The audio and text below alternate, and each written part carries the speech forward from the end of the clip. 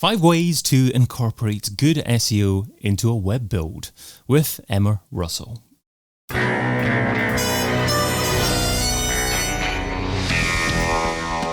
InSearch SEO podcast is brought to you by SimilarWeb, helping you build better SEO strategies with digital intelligence, insights, and data. Hey, it's David. What are the key ways to incorporate good SEO into a web build? That's what we're discussing today with a lady who can knit clothing and do a funny trick with her eyes, but not necessarily at the same time. She's spoken at Brighton SEO, SMX Advanced and Women in Tech SEO Festival, and recently founded Oxford Comma, a search-first digital agency. A warm welcome to the InSearch SEO podcast, Emma Russell. Hello. Thank you very much for having me, David. I appreciate being on here. Hello, Emma. Thank you so much for joining. Well, you can find Emma over at oxford-comma.digital. So, Emma, today you're sharing 5 key ways to incorporate good SEO into a web build, starting off with, number 1, implementing status codes. Yes. So I think status codes is a good place to start because it is the basics and the technical foundations. It's all about getting the basics right from the beginning anyway. You can obviously build on top of them and get quite complex with the way that you handle tech on a site and build up your tech stack, build up your indexing strategies, for example. And you can really go ham on the tech side of things. But the first things first, your absolute foundations, you want to get your status codes right. And I wanted to start off really nice and simple just to ease us in. And also just to make a note on generally where we are with platforms and modern day platforms specifically. So you'll have things like Netlify, there we go, getting it out, or Framer, and getting your status codes right on those platforms is actually kind of difficult. You can't really do it anymore. And I just find it really interesting that modern day platforms, it's not always easy to get the absolute basics right, like a status code. So to give an example, and let's see if I can pronounce it correctly this time, Netlify, you can't have a 404 status code for the actual URL that you want to be looking at. You'll end up having to redirect to a 404 URL. You can't return a 400 status code for the URL requested.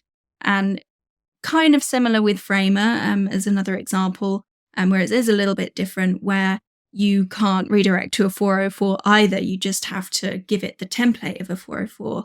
And so starting with the absolute basics is just making sure that the platform that you're using can either have a 400 status code or other status codes that you want to be returning. And either that or, all else failing, having a plan around it. If you join and it is a little bit late, sometimes, in fact, 99% of the time, SEOs aren't brought in at the beginning to choose a platform or like at the beginning of a project, beginning of the website or at a migration level. And so you kind of have to deal with what you're given. So I think doing the research sometimes when you're first introduced to a project on how to actually implement the basics like a status code is always a thing that you should check. I think we're probably going to move into JavaScript. It's almost like before you get to the JavaScript side of things, I think, these platforms are more aware about client-side JavaScript and different types of rendering nowadays. And so they'll promote the fact that you can render all of your content client-side, but then they won't tell you anything about status codes. And then it'll be like, oh yeah, surprise, you actually can't have a 400 status code or 404 status code. So yeah, always do your homework. Look to the status code because it's not always easy. I don't think I was aware of status codes for quite a while. I mean, I started SEO or got involved in SEO about 2004 or so it was quite a while ago. But I'm sure it took a few years for me to actually be aware of things like 200 status codes. Is it the same for SEOs starting off nowadays? I mean, do they become aware of status codes as soon as they start in SEO thanks to perhaps different platforms that they're using? Or is this something that some SEOs are missing still?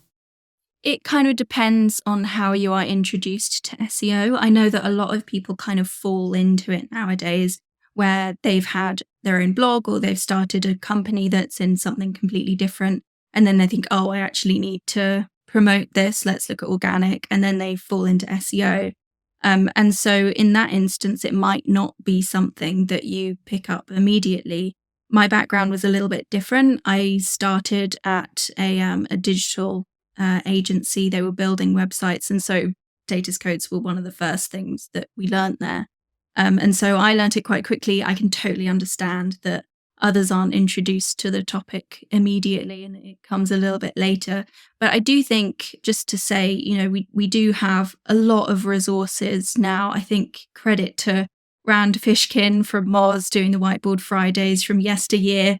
And we obviously have Aleda's learning SEO roadmap. And so I think that learning and the roadmap to learning is also very well facilitated now with a lot of information out there. So, these kind of things have been broken down really well. I remember when I first learned, it was a lot easier than I think it could have been, especially nearer to the beginning where people are just trying to figure things out.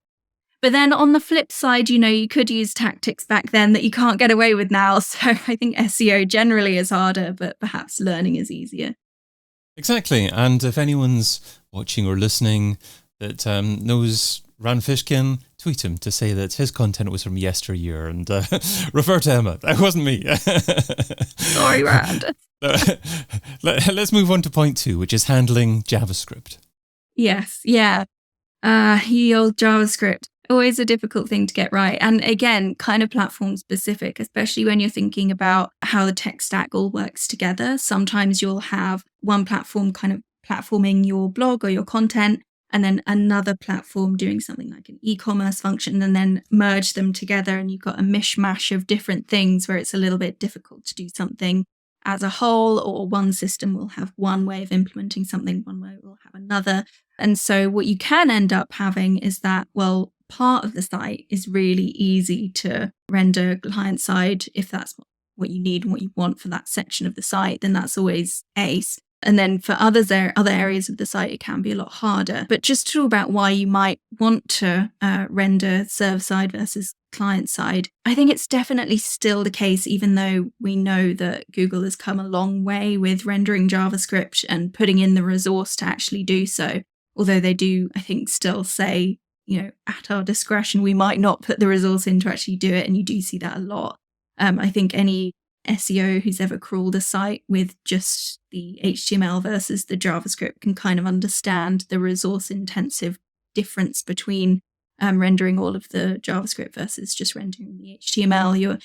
If you haven't tried it, your computer fan will let you know the difference. It will be going wild when rendering the JavaScript. And if you think of Google as a business, they have costs and it is costly to crawl the web. That's why one of the reasons why, they wanted to make it faster. They did the whole carrot and the stick thing with site speed, which is obviously great for users, but it also brings their costs down. They can crawl a lot faster. It's much more efficient. And so Google is a business. And so, they want to get the information into SERPs. And so you can quickly find out in Google. And of course, now you've got the whole SGE experience, which is a very costly endeavor for them. So making that easier for them is always great. So they've kind of got two sides of the coin where they definitely want the information that you have and all of these niche and personal perspectives from things that can often just be on a one pager that's really long or hidden really deep in a blog that is client side rendered, for example. And on the flip side, they actually, want to save a little bit on costs, and it is very costly to render all of this. So putting in the resource in doesn't always happen. And so I think it is definitely always worth just looking into whether Google is doing that. And thinking about it right from the off with, okay, well, how do I make this easier? Does this section of the site need to be server-side rendered or does it need to be client-side rendered? Is this something that people will only see if logged in and therefore, we're going to have a lot of dynamic content that needs to change all the time? Does this need to be client-side?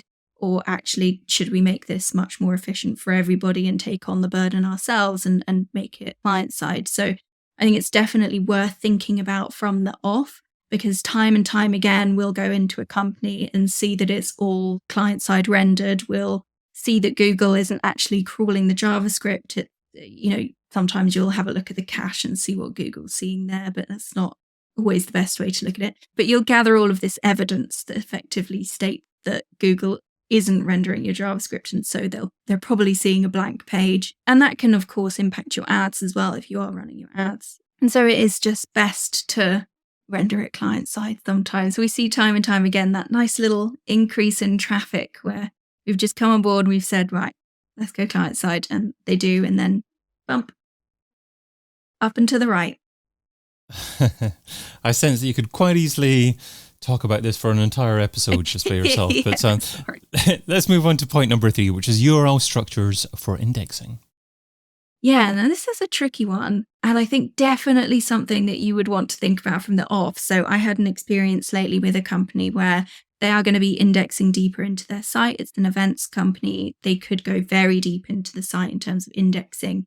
And you obviously want to have controls around that because some things have search demand, some things don't. You could end up with millions and millions of pages indexed that you don't need to be indexed. And actually, before I came on here, I was watching Alina talking on here about crawl budget. So definitely go back and listen to that because you definitely want to think about your crawl budget from a site build and onwards, and your indexing strategy and how you control this with your URLs is definitely something that should be factored in from the off, especially if you want to be making use of a hash.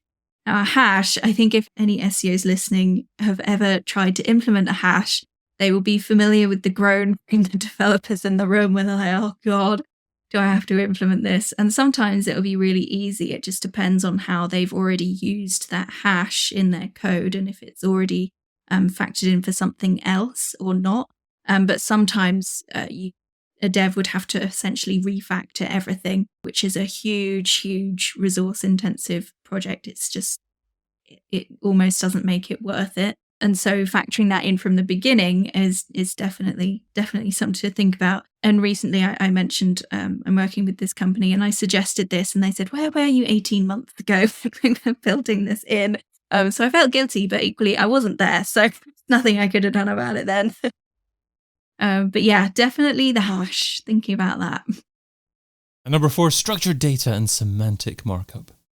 Yeah, structured data. So the reason why I mentioned this from a site build perspective, and I think, again, it kind of depends on the platform that you're working with, because some platforms you can just build it on top of. It's not MVP level. It's not what you start with. But sometimes, again, with something like Netlify or Wagtail, how you build that section of the content management system, because you are essentially having to say, I want this for this type of blog, I want this structure for another one. How you build that structure and the input forms, the input fields rather, and where people input that information in the CMS, it determines, or it can determine, what structured data you end up with. And that's why I mention it from a site build perspective, because depending on the platform you use, you might have to end up going back and rejigging all of those input fields, and then it could end up changing what your blog looks like on the front end. And so it could end up being this whole project. So if you think about, well, we might want to do this with our blog, for example, or with, well, any type of content, you might want to end up with this structured data. Let's go back to the platform and how do we actually implement this? Because sometimes it is much, much more complex than you think it might be. And then you get into the question of, well, actually, is this going to be the best way to implement it? Because if you do end up having to do a lot of work to the content management system and changing all of these input fields and the structure of it and everything that it looks like, is it then quicker to implement it through Tag Manager? Yes, but it's also not the best implementation method. So factoring it in from the beginning and basically doing your homework on the platform and getting an SEO in from the beginning can definitely cause a lot of technical debt and headaches in the future. Superb, yeah. And taking us up to point number 5, speed.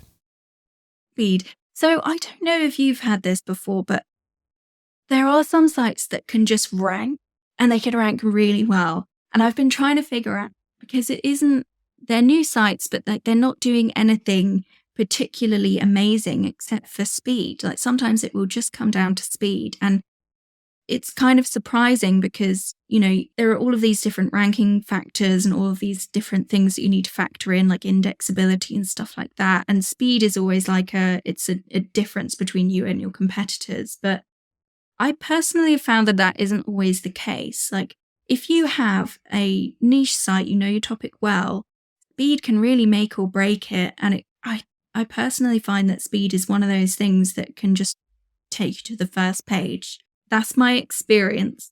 I'm sure that there are studies where you have found actually in this niche, it's less important. Thanks, RankBrain, for that, So swings and roundabouts, really. But my personal experience is that speed can really have a massive impact. And so factoring that in from the beginning, from your site build or from your migration, even if everything is like for like with your migration and you make speed a little bit better, honestly, it can make such a big difference.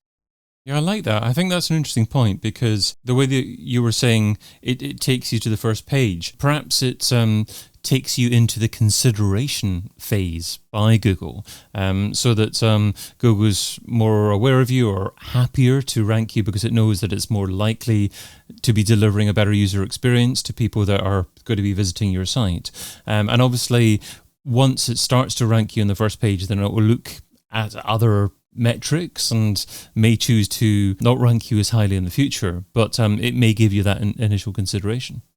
Yeah, definitely. And also just to go back to the crawling side of things, if you're optimizing for speed, Google's like, well, that was easy. Maybe I'll come here again. So I think speed can definitely absolutely make a difference. Great. Well, let's finish off with the Pareto pickle. So Pareto says that you can get 80% of your results from 20% of your efforts. What's one SEO activity that you would recommend that provides incredible results for modest levels of effort? So I think this is a really good question. And when I first read it, I was thinking, it was like my whole life flashed before my eyes. There were so many different things that I could think of. Oh, you need to do this, you need to do that, this, that, and the other. And then I was thinking, well, what is it? Like, what is that one thing that you could do that brings in, that just makes things so much easier? And I was thinking, well, absolute foundations, the site needs to be indexable. Like, forget everything else. It just needs to be indexable. And then on top of that, start with brilliant content, because everything else Google can probably figure out. And it may not be optimal. You may not be optimizing everything, but if you start with great content and making sure Google find it, that's a pretty good place to start. There are so many things that you say, Emma, that I'm tempted to bite and ask follow-up questions on, but hopefully we might be able to have a follow-up conversation in the future and have a part 2. But in the meantime, I've been your host, David Bain. You can find Emma Russell over at oxford-comma.digital. Emma, thanks so much for being on the InSearch SEO podcast. Thank you very much for having me. And thank you for listening. Check out all the previous episodes and sign up for a free trial of the SimilarWeb platform over at similarweb.com.